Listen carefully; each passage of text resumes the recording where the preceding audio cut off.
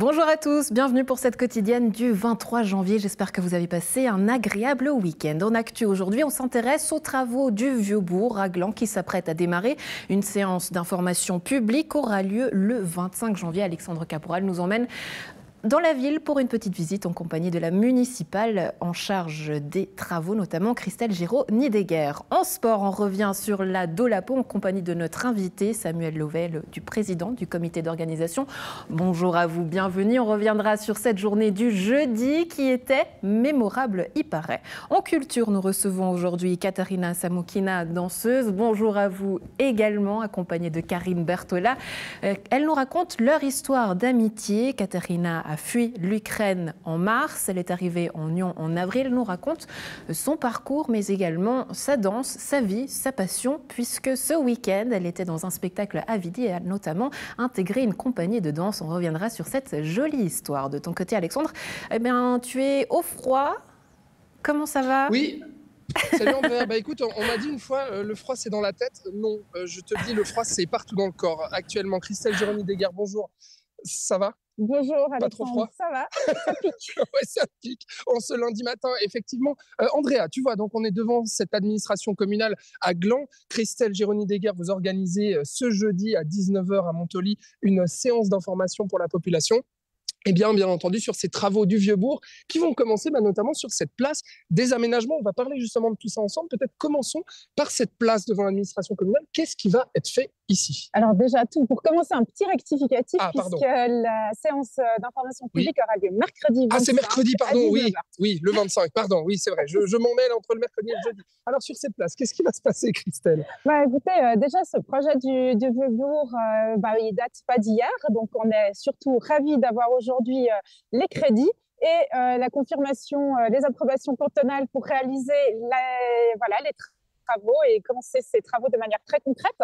Et puis, le Vieux-Bourg, c'est tout d'abord répondre à un problème de vétusté au niveau des réseaux souterrains, puisque vous vous souvenez peut-être des problématiques de fuite d'eau notamment. Donc, il y a urgence à pouvoir rénover ces réseaux souterrains d'eau potable, de mise en séparatif. On sait qu'on a une steppe qui prend de l'âge et notre vieille grand-mère, et donc il faut soulager aussi cette steppe. Donc il y a toute une série de travaux souterrains à faire.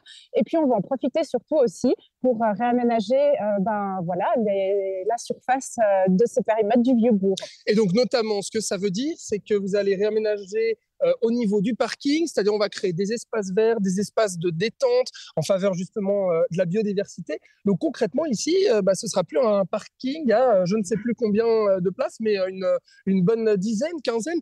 Qu'est-ce qui va être fait ici là ? Oui, alors ici, l'objectif c'est en effet qu'on puisse avoir des zones conviviales, on puisse se reposer, qu'on ait des arbres, qu'on ait des bosquets, qu'on ait un peu de biodiversité, des bancs pour s'asseoir, etc. Donc, on veut redonner vie et une identité à ce Vieux-Bourg. Et donc, cette place, il y aura un remaniement au niveau des places de stationnement. On aura beaucoup plus de verdure ici. On aura des places. Donc, ça deviendra une place publique et on s'en réjouit beaucoup. Donc, c'est pour améliorer effectivement le confort de vie. Donc, on va continuer à se balader, dans ce Vieux-Bourg, Christelle Girot-Nidegger. Et notamment, on sait cette rue commerçante ici à Gland, on sait qu'il y a une enveloppe qui sera donnée en faveur justement des commerçants pour les soulager durant cette période de travaux. Ça va durer 36 mois, sauf erreur. Oui, c'est ça ? alors approximativement, parce qu'on ne sait pas. L'objectif, c'est d'arriver au bout de 36 mois d'avoir fait tous ces travaux.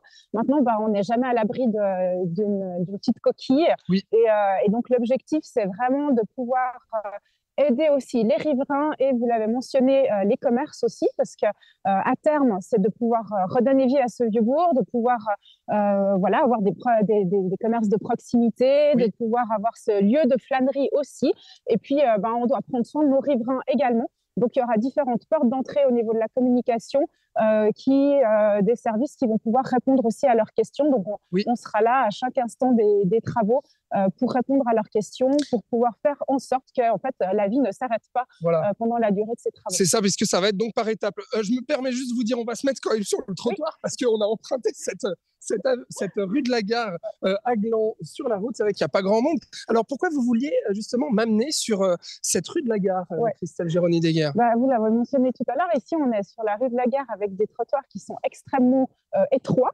Donc c'est pas toujours évident de pouvoir passer, pouvoir se croiser. Puis on a un grand gabarit routier et c'est ce qu'on aimerait aussi changer. Donc on a le projet du Vieux-Bourg, mais on a aussi le projet de la rue de la Gare. Donc c'est deux projets qui sont connexes, qu'on va coordonner ensemble. Oui. Là aussi, sur toute la traversée de cette rue de la Gare, on aura donc la réfection de la canalisation d'eau potable. Oui. Et puis on va aussi en profiter justement pour réaménager cette rue de la Gare avec des trottoirs beaucoup plus large, où on aura du plaisir à pouvoir se balader. Et favoriser la mobilité douce aussi. Exactement. Et puis, on a surtout un concept innovant pour cette rue de la Gare, puisque la ville de Gland sera la première ville du canton de Vaud à mettre en place une rue cyclable. D'accord. Donc, ça veut dire que le régime des priorités sur cette rue sera modifié et on aura une priorité sur tout l'axe nord-sud pour les piétons.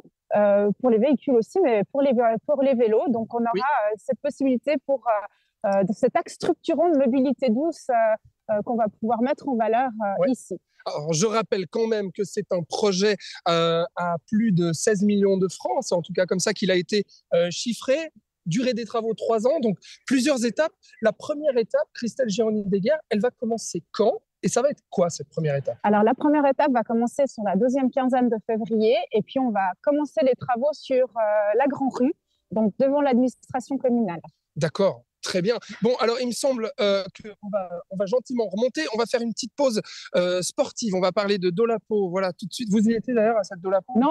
Non. Voilà, vous ne faites pas de pot de phoque. Non, du ski, mais pas de pot de phoque. J'aimerais bien. D'accord. Bon, alors, Andrea, je te laisse parler de la Dolapo. Nous, on remonte justement cette rue parce qu'on va parler aussi de cette place du Temple qui va être aménagée aussi. Très bien, à tout à l'heure Alexandre. Et peut-être l'occasion de convaincre Christelle Gironi-Deguerre pour la saison suivante. Avec vous, Samuel Lovet, je vous en prie, venez me rejoindre sur ce plateau. Vous êtes le président du comité d'organisation de la Dolapo qui avait lieu notamment jeudi dernier, vous le disiez, dans des conditions magnifiques. On va y revenir, plus de 300 skieurs ont chaussé leur peau de phoque et leur lampe frontale à la Dole. Bonjour, bienvenue. Merci. Alors des conditions magnifiques et c'était pas gagné d'avance parce que la neige s'est fait désirer. Effectivement, cette année, c'était vraiment très, très compliqué. Je dirais autant pour les participants que pour nous, organisateurs. C'est qu'on a dû vraiment décider un petit peu à la dernière si on arrivait ou pas à organiser cette Dolapo à la date qui était prévue, soit le jeudi 19 janvier. Ouais, quand on parle du manque de neige, est-ce que ça vous inquiète de manière générale? Comment est-ce que vous envisagez peut-être les années à venir par rapport à ce manque de neige ou non?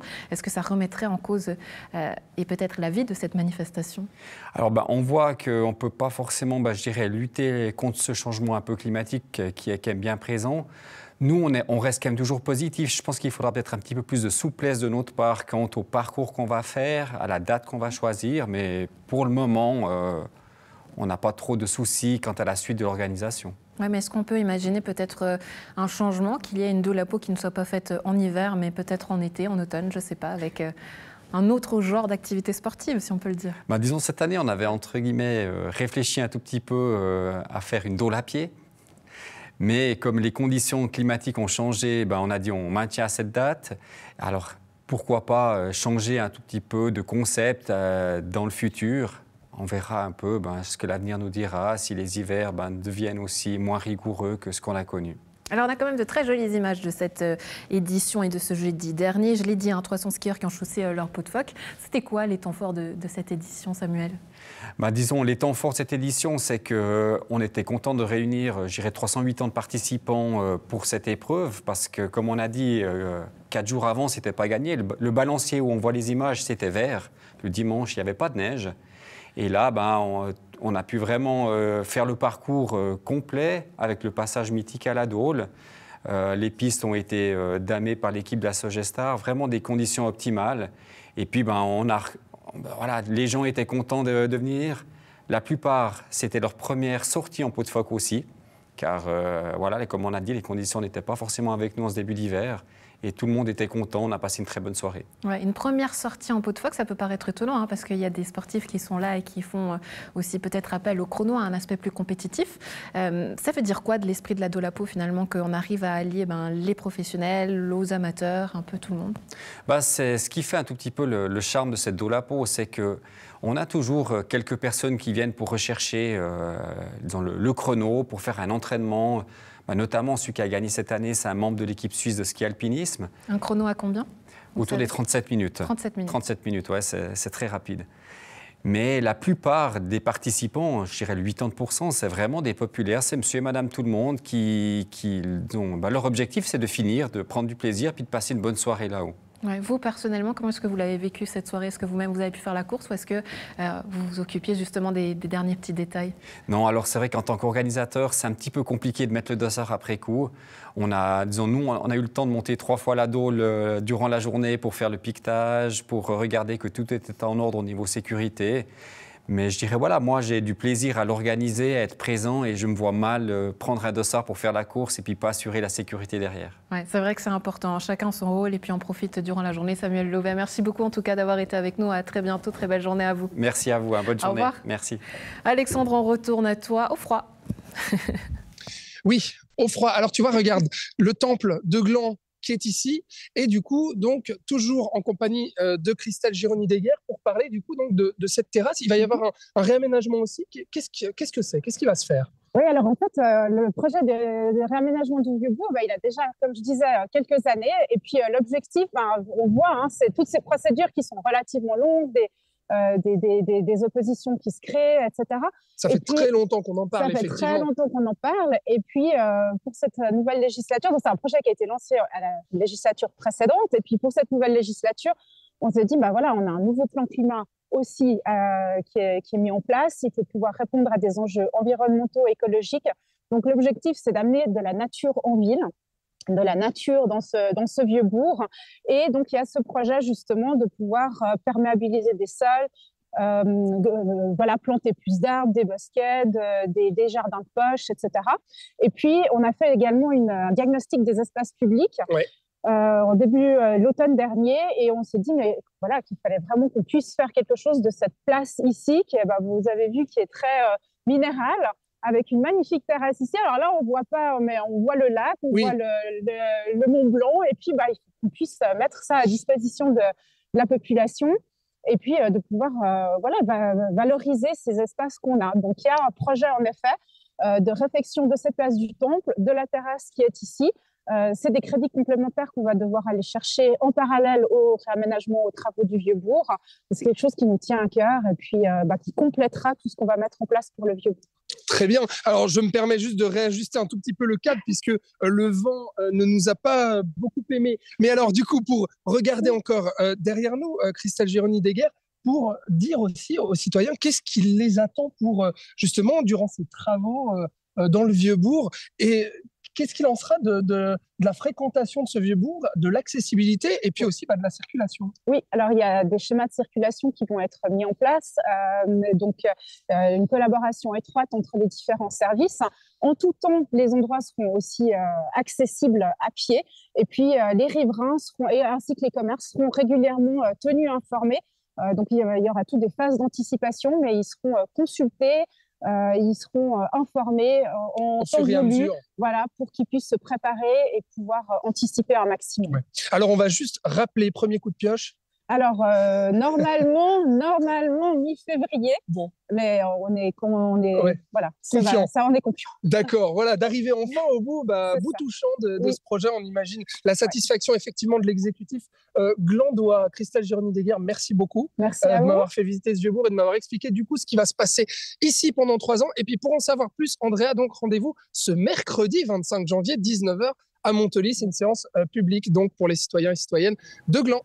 Le rendez-vous est pris. Merci beaucoup Alexandre, merci beaucoup Christelle Gironnet-Deguer. On passe à notre page suivante avec vous, Katerina Samokina. Je vous en prie, venez me rejoindre sur ce plateau. Vous êtes accompagnée aujourd'hui de Karine Bertola. Vous allez nous rejoindre en plateau pour nous raconter votre histoire. Katerina, vous avez fui l'Ukraine en mars dernier. Vous êtes arrivée à Nyon. Vous êtes installée aujourd'hui chez Karine Bertola. Bonjour mesdames. Bonjour. Merci beaucoup d'être avec nous. Katerina, racontez-nous votre arrivée en Suisse et surtout comment vous avez rencontré Karine. Je viens en Suisse en mars, when starting bombing, and ma copine cherche Karine. Et une rencontre s'est faite. Ouais. Vous avez fui l'Ukraine quand les bombardements ont commencé en mars, Karine Bertola. Pourquoi avoir accueilli Katerina? Est-ce que c'était une évidence pour vous qu'à ce moment-là, il fallait accueillir des réfugiés ou qu'est-ce qui s'est passé dans votre tête? C'était une situation tellement dramatique. J'ai essayé de faire quelque chose à ma modeste mesure et puis j'ai eu ce contact avec ce groupe Suisse-Ukraine qui m'a demandé si je pouvais accueillir de manière temporaire quelqu'un et c'est Katerina qui a débarqué. Et on s'est très bien entendu, donc oui, c'était très facile. En fait, elle savait pas pour combien de temps elle était là, et pour elle aussi, c'était un peu triste parce qu'elle est danseuse et elle s'imaginait que sa carrière était terminée. Et voilà. Oui. Alors on va revenir justement sur cette carrière. Katerina, vous êtes danseuse. Vous avez dansé d'ailleurs ce week-end, notamment à Vidi. Racontez-nous comment la danse a commencé pour vous. English, it's a very new experience for me because usually I'm dance and this show we have to run, jump, follow, but it's very nice. And yesterday we have last show. So chief say Katia, you're very good. Ouais. So yes. Permettez-moi juste de traduire. C'est une nouvelle expérience pour vous. D'habitude, vous avez la sensation de danser, sauter, d'expérimenter certaines choses avec le corps. Mais est-ce qu'aujourd'hui, justement, cette expérience avec le corps, elle dit quelque chose de votre parcours? Do you experiment something when you dance now? Yes. Does it mean something? And does it have a link with avec la guerre? Yes, of course, it's something new for me, but I try to catch character or some else. But yes, I'm very happy. Swiss give me this opportunity, and it's great. Ouais, la Suisse vous a donné cette opportunité. Et pourtant, Karine Bertola, vous dites que ça a été un parcours du combattant. Pourquoi? La Suisse a très bien accueilli les réfugiés ukrainiens. Il y a eu vraiment énormément d'efforts, mais c'est vrai, quand on a affaire à une personne comme Katerina, qui a un cas un peu particulier, c'est une artiste, elle travaille au niveau international, elle a besoin de bouger. Alors, parfois, c'était un peu compliqué, on n'avait pas d'interlocuteur, on ne savait pas trop à qui adresser nos questions.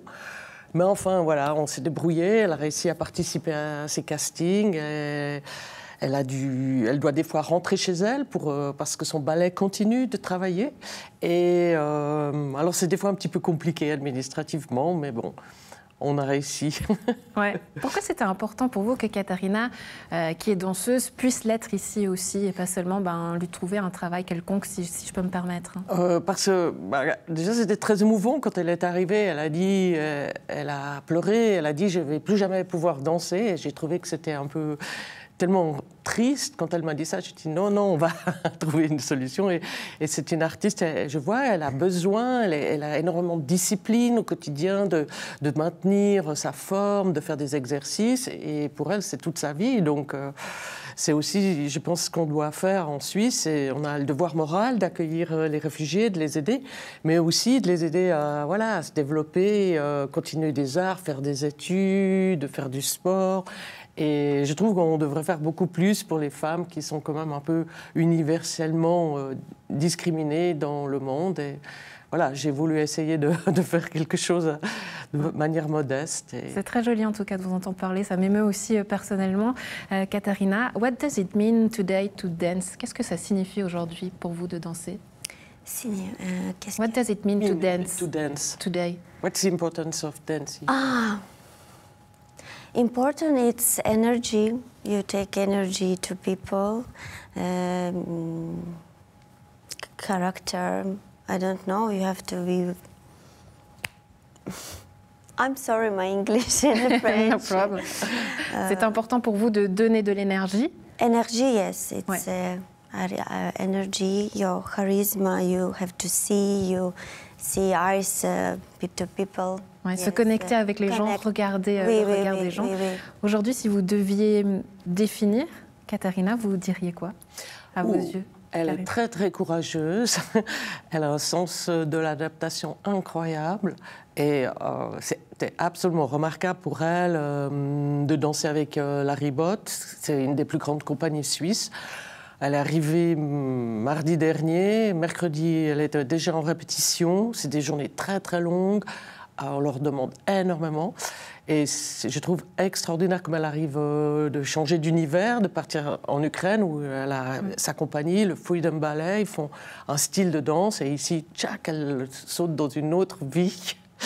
Et voilà. Et ça dénote beaucoup d'intelligence, aussi d'humilité et de travail, quoi. De travail. La suite, comment est-ce que vous l'envisagez? Elle retourne en Ukraine parce qu'elle veut continuer à travailler pour danser, parce que pour elle, ils donnent des spectacles de charité pour collecter de l'argent pour l'armée. Et elle a voulu retourner en Ukraine, même qu'elle dit je risque ma vie, mais c'est le moyen que j'ai d'aider mon pays. Et je trouve ça très valeureux. Ouais. Merci beaucoup en tout cas de nous avoir raconté cette histoire, Katharina. Merci d'avoir été avec nous, nous avoir partagé ces instants. À la maison, un plaisir d'avoir été en votre compagnie. On se retrouve demain pour une émission spéciale, une date d'anniversaire que vous connaissez peut-être bien, le décès du Major Davel. On en parlera et de l'indépendance vaudoise. Voilà, très bonne suite de programme. À demain. Au revoir.